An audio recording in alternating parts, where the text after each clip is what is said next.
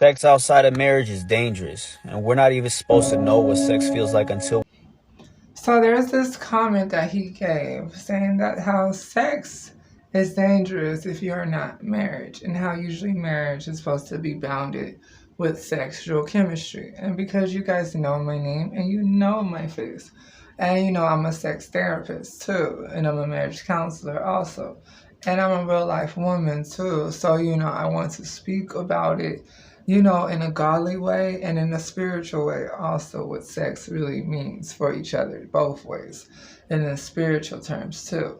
So, yes, sex is bounded once you get married because sex is not supposed to give in to everybody around the block in order for you to know the love that you have in you to carry in you, to give to another partner that you so chosen to be with.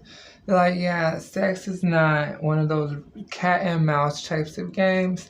Sex is more of a viewpoint where when you know the person you want to be with, you give it up because you feel free to give it up. You feel like you love this person enough to give it up. You don't have to be forced to give your virginity card up. You don't have to feel forced to say yes to every man's proposal to get with you.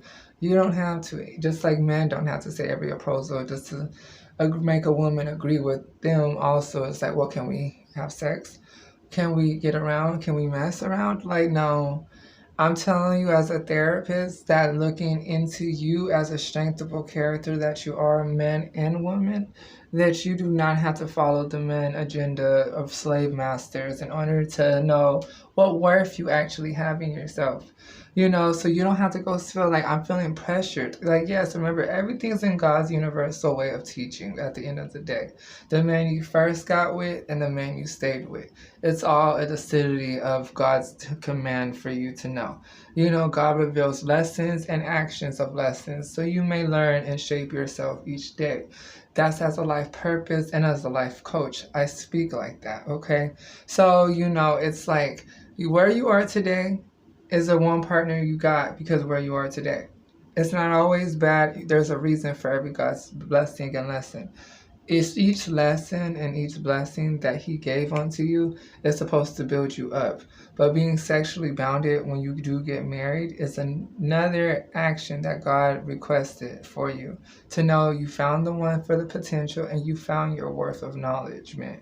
The one who seeks out your potential and seeks out their potential. That's all sex is supposed to be, and that's how marriage is supposed to be too.